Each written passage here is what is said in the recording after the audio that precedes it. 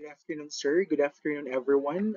My name is Mr. Justin O. Induyun.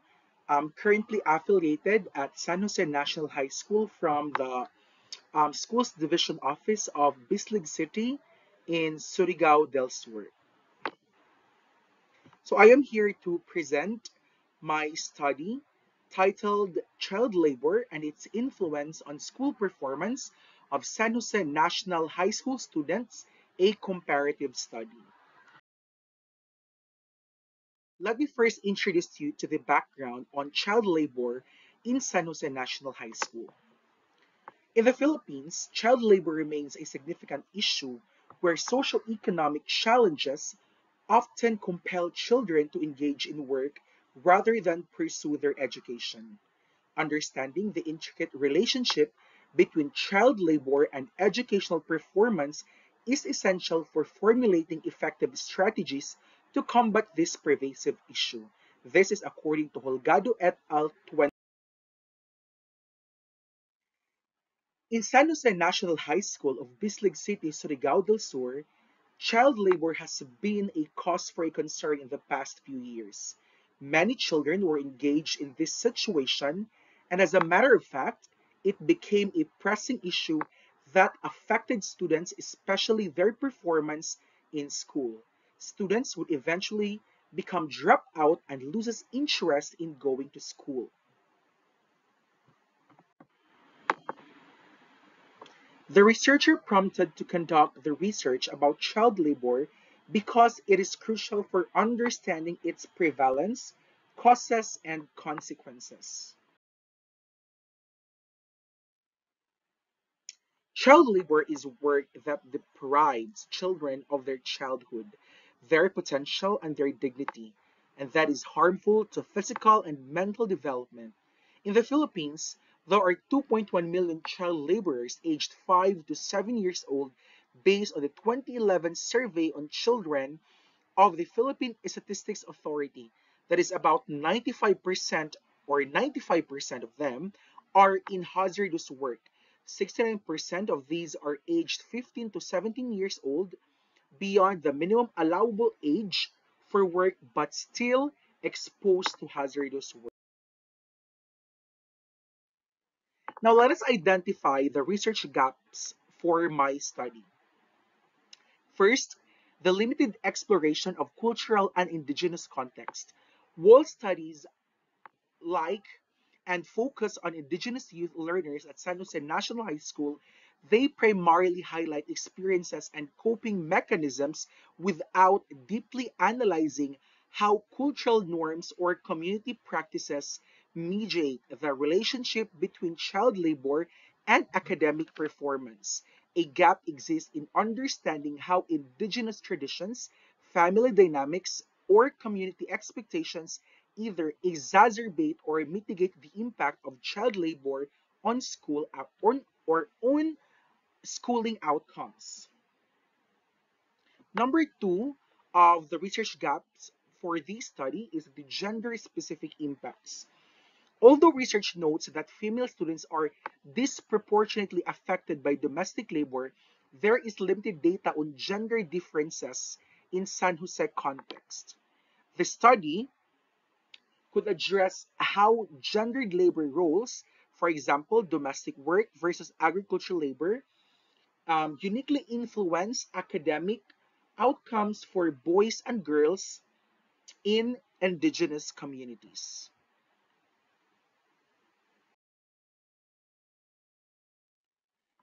Number three, for the research gap for my study is the nuanced labor conditions and types.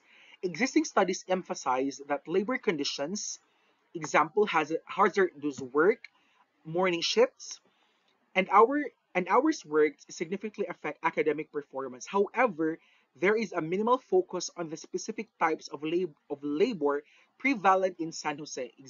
Example of these are farming, domestic work, street vending, and their differential impacts. A gap remains in mapping local labor types to academic outcomes and identifying which forms are most detrimental. Number four is the intervention effectiveness. The Open High School program in San Jose, designed to accommodate working students, is mentioned in but lacks rigorous evaluation. The study could assess why such programs fail to reduce dropout rates or improve performance, offering insights into structural barriers such as inflexible schedules and lack of parental support. The last for my research gap is the long-term educational trajectories. Most literature focuses on immediate academic metrics like test scores or attendance. A gap exists in understanding how child labor affects long-term outcomes such as graduation rates, higher education, higher education, or vocational opportunities, particularly for indigenous students. And now let's proceed to the contribution of this research study to the United Nations Sustainable Development Goals.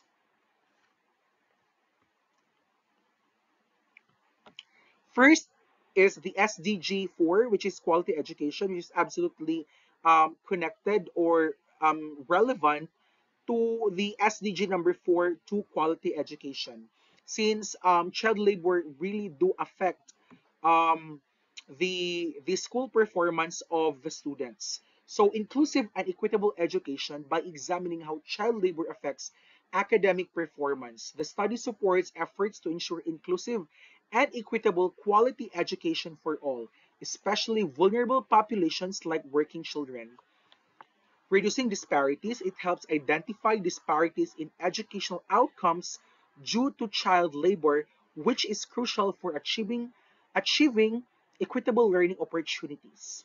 And promoting lifelong learning, understanding the impact of child labor on education can inform strategies to promote lifelong learning opportunities, essential on um, helping no the cycles of or alleviating the cycles of poverty.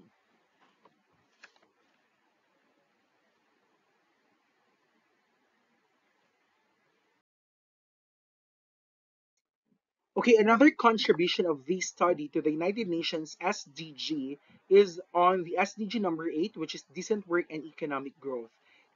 Ending child labor, the study contributes to efforts aimed at eliminating child labor by highlighting its detrimental effects on education and future economic prospects.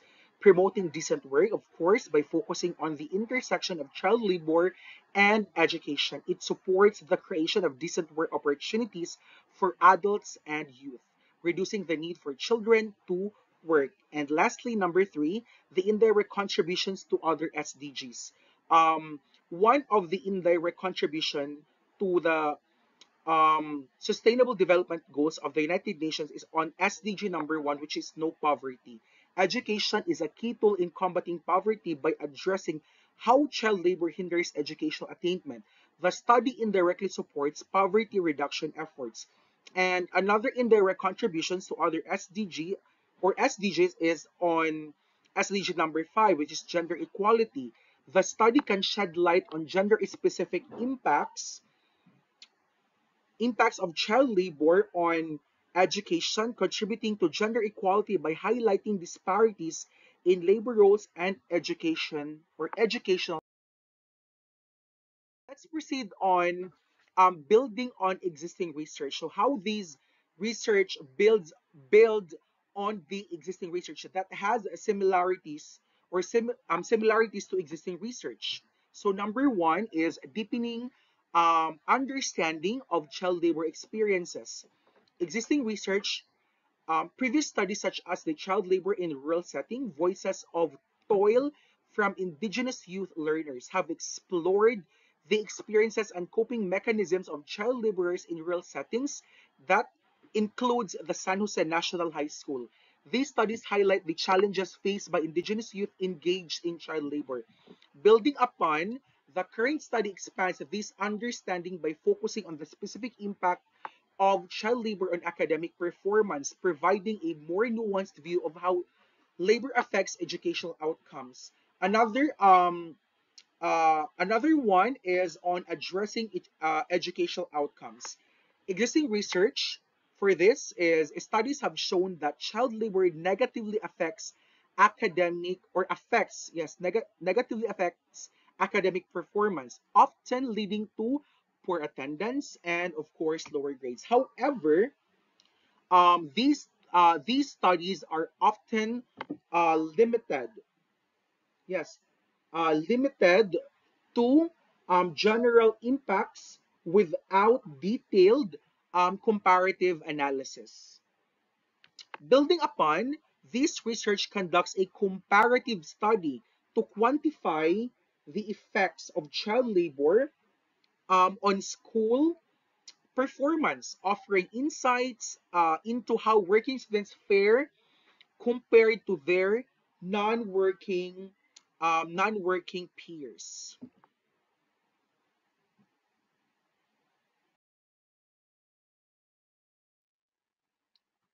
Okay, another is the contextualizing local conditions.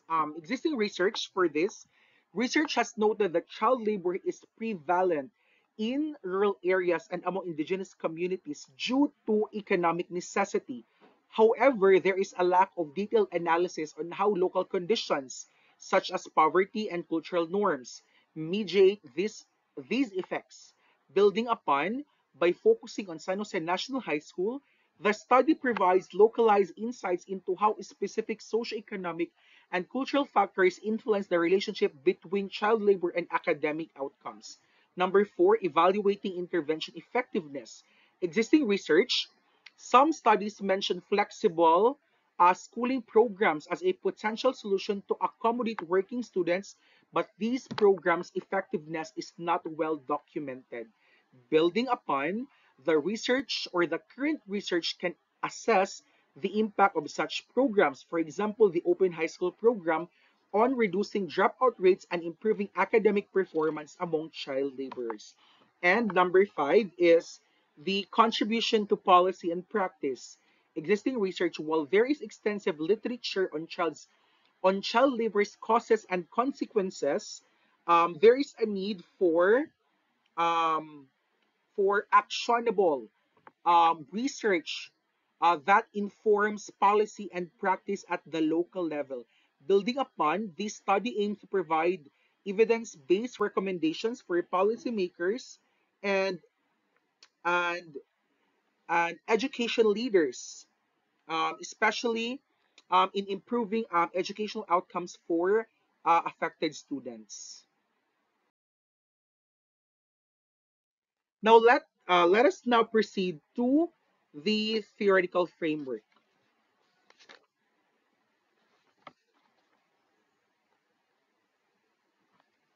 So the first is household economic decision making by Basu and Van model, rooted in Basu and Van's 1998 luxury axiom. This model posits that child labor arises when household income falls below a subsistence threshold. Parents prioritize short-term economic survival over long-term education investments. And here are the key elements. Number one is the income thresholds. Child labor increases when adult wages profits are insufficient. Substitution effect, children's labor substitutes for parental income shortfalls.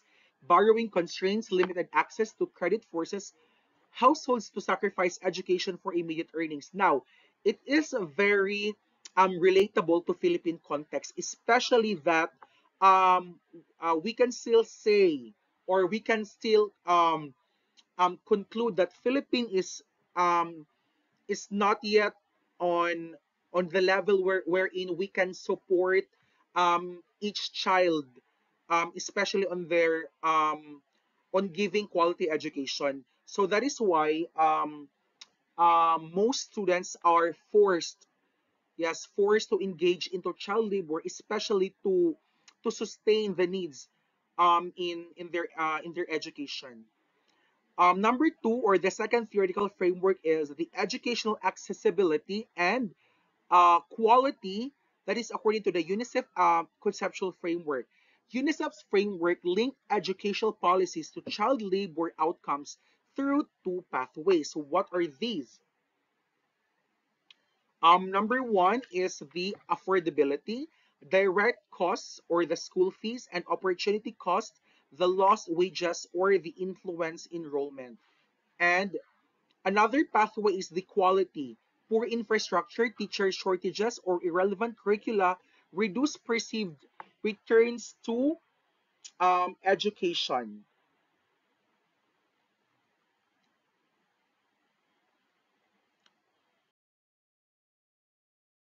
Next is the socio-cultural moderators. Contextual factors from San Jose's setting shape labor education dynamics.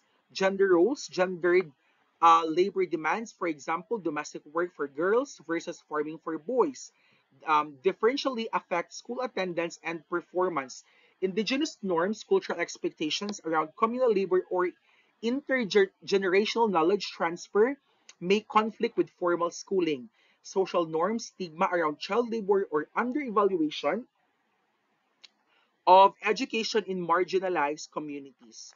Number four, or the fourth theoretical framework for this study is the feedback loop of poverty and education. It is a cyclical relationship where poverty, after that is of course child labor. Once you engage into child labor, then poor academic performance will follow.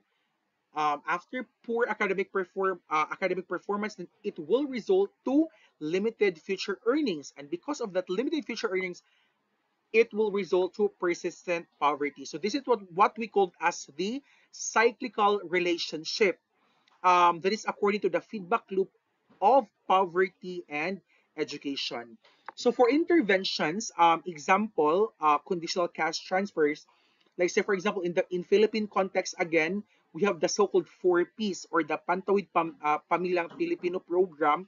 This could also be um, another study, no, wherein we can have another study for this, wherein does it really help in supporting the educational expenses of the child or the learners, and does it also equate to good school or academic performance.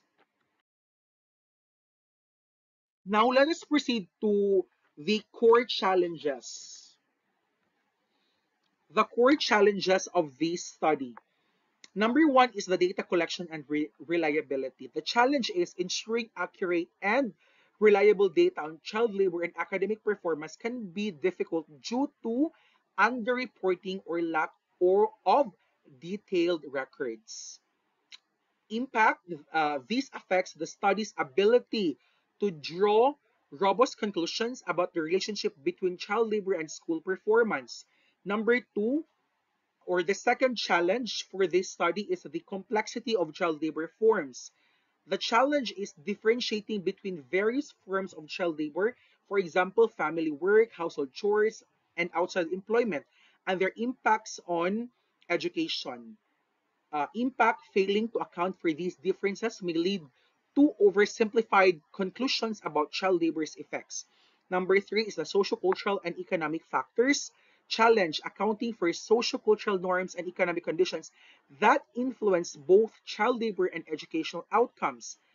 Impact, ignoring these factors can result in incomplete understanding of why child labor persists and how it affect education. Next is the methodological limitations. Challenge. Uh, Conducting a comparative study requires robust methodologies to isolate the effects of child labor and, of course, other variables. The impact is the methodological flaws can lead to biased results and undermine the study's validity.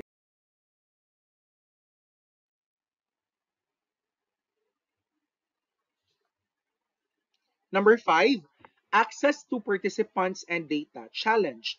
Gaining access to working students and their families for data collection, especially in sensitive context. Impact. Limited access can restrict sample size and diversity, affecting the study's generalizability. Number six, policy and institutional barriers. Challenge navigating existing policies and institutional barriers that may hinder effective interventions or data collection. Impact. These barriers can limit the study's ability to inform meaningful policy changes. Number seven, longitudinal data collection. Challenge. Collecting longitudinal data to assess long-term impacts of child labor on educational trajectories. Impact. Without longitudinal data, understanding the sustained effects of child labor on future educational outcomes is challenging. Number eight, addressing disruptive behaviors. Challenge managing classroom disruptions, which can be prevalent in schools like San Jose National High School. The quality and uh, the student management. Impact. Disruptions can complicate data collection and interpretation, especially if they are linked to um, child labor and socio-economic factors. Number nine, balancing quantitative and qualitative insights. Challenge integrating both quantitative data on academic performance and qualitative insights into students' experiences and perceptions. Impact. A balanced approach ensures a comprehensive understanding of child labor's impact on education. And number 10, ensuring ethical considerations. Challenge ensuring ethical standards are met when researching vulnerable populations like child laborers. And the impact, ethical lapses can harm participants and undermine the study's credibility. Now, by addressing these challenges, the study can provide robust and actionable insights into the complex relationship between child labor and educational outcomes. Now, what are the expectations? For the expectations, number one, contribution to understanding child labor's impact. Number two, informing policy and interventions. Number three, contextualizing local conditions. Four, methodological innovations. Number five, empirical evidence for SDG targets. Number six, enhancing educational equity. And number seven is long-term impact assessment. Now, by meeting these expectations, the research can contribute meaningfully to both theoretical understanding and practical solutions for addressing child labor's impact on education. Now, let's move on to the overview of the research methodology of this study. The study on child labor and its influence on school performance of San Jose National High School students, a comparative study, employs a comprehensive methodology that integrates quantitative and qualitative approaches to explore the complex relationship between child labor and educational outcomes. The research design involves a comparative cross-sectional study comparing working and non-working students through surveys, school records, and interviews. The sampling strategy uses a stratified random sampling to ensure representation across different demographics, including gender, grade level, and rural or urban residents. Data collection involves primary sources such as student and parent surveys, school records for academic performance, and interviews with teachers and community leaders to contextualize labor conditions and cultural norms. Secondary data includes policy documents and existing databases on child labor trends. The analysis combines econometric models to isolate causal effects with thematic coding and qualitative data to identify sociocultural drivers. Ethical considerations are prioritized through informed consent and secure data handling. The study aims to provide actionable insights for policymakers, aligning with Sustainable Development Goals or SDGs, like what we have mentioned a while ago, the SDG 4 and SDG 8, by recommending evidence based strategies to mitigate the negative impacts of child labor on. This methodology addresses several challenges inherent in studying child labor and education. For instance, it tackles underreporting bias by triangulating labor hours through multiple sources and uses propensity score matching to control for selection bias between working and non-working groups. Additionally, the study partners with local NGOs to ensure access to participants and build trust within the community. By integrating both quantitative and qualitative data, the research offers a nuanced understanding of how child labor affects academic performance, including attendance, grades, and dropout rates. The findings are expected to contribute to policy discussions by identifying effective interventions such as subsidizing education costs, improving school quality, and expanding flexible learning programs. Overall, the study's mixed methods approach provides a robust framework for understanding the complex interplay between child labor and educational outcomes in a specific context, offering insights that can inform broader global efforts to address this. Now, let us proceed to understanding the context of this study. The study on child labor and its influence on school performance of San Jose National High School students is set in a rural context where poverty and economic necessity drive child labor, particularly in small scale mining and other hazardous conditions. Indigenous students face unique cultural and economic challenges with traditional norms influencing decisions between education and labor. The educational move environment is marked by high dropout rates and poor academic performance among working students, despite interventions like the Open High School program. The study aims to understand how these socioeconomic and cultural factors interact to affect academic outcomes, informing strategies to improve education access and reduce dropout rates in this vulnerable population. For the testing of the framework. Testing the framework of the study on child labor and its influence on the school performance of San Jose National High School students involves evaluating its theoretical underpinnings, methodological soundness, the alignment with existing research.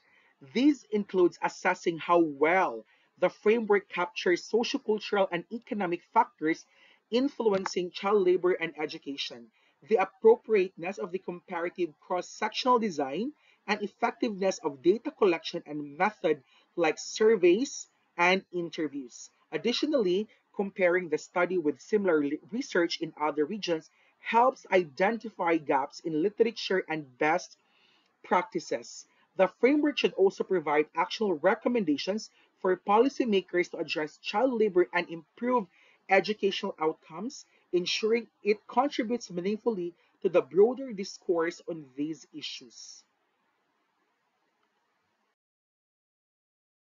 Now let's proceed on the synthesizing of the findings. The study on child labor and its influence on school performance of San Jose National High School students synthesizes findings to reveal that child labor significantly impacts academic performance, with working students showing lower grades and higher dropout rates compared to their non-working peers. Qualitative insights highlight how cultural norms and gender roles influence these outcomes, while limited access to flexible educational programs exacerbates challenges. The study concludes by recommending interventions such as flexible schooling and economic support for families to reduce child labor and improve educational equity, providing actionable insights for policymakers to address these interconnected issues. Proceed on the contributions and impact of this study. The study on child labor and its influence on school performance of San Jose National High School students makes significant contributions by providing detailed insights into how child labor affects academic outcomes, informing policy interventions to improve educational equity. It highlights the importance of targeted strategies such as flexible schooling programs and economic support to reduce child labor and enhance educational access.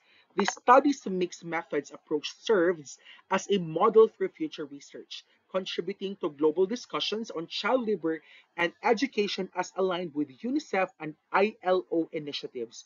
Overall, it advances understanding and informs strategies to address these interconnected issues interconnected these interconnected issues.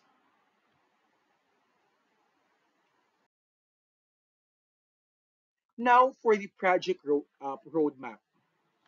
For the phase one, it will took 1 to 4 weeks for the planning and preparation. For the literature review, conduct a comprehensive review of existing research on child labor and education to inform the study's framework. Stakeholder engagement, engage with local stakeholders, including educators, policymakers, and community leaders, to understand the context and build support. Ethics approval, obtain necessary ethical approvals for conducting research involving vulnerable populations. The phase two of this study is the data collection, which will covered that's for weeks 5 to 12. Um, for the phase two, it covers the survey development, design, and pilot surveys for students and parents to gather data on labor conditions and educational outcomes. Data collection, conduct surveys, gather school records, and conduct interviews with students, parents, and educators. Data quality assurance, implement measures to ensure data accuracy and reliability. The phase three, data analysis for weeks 13 to 18, quantitative analysis use econometric models to analyze the relationship between child labor and academic performance. Qualitative analysis conduct thematic coding of interview data to identify sociocultural factors influencing child labor and education. Integration of findings. Synthesize quantitative and qualitative insights to provide a comprehensive understanding. Phase 4 is the Policy and Intervention Development Week, a development for weeks 19 to 22. Policy briefs develop policy briefs based on study findings, highlighting effective interventions to reduce child labor and improve educational outcomes. For stakeholder workshops, host workshops with stakeholders to discuss policy recommendations and build consensus. For phase number 5 is the dissemination and implementation. That's for weeks 23 to 26. In this phase, report publication. Publish the final report and disseminate it to relevant stakeholders. Policy advocacy. Engage in advocacy efforts to implement recommended policies and interventions. Monitoring and evaluation. Establish a framework for monitoring the impact of implemented interventions. Now, this roadmap aligns with broader initiatives to combat child labor, such as those outlined in the ILO's strategies for eliminating the worst forms of child labor. It ensures a structured approach to conducting the study and translating findings into actionable policy recommendations. My presentations. Thank you, and once again, good afternoon.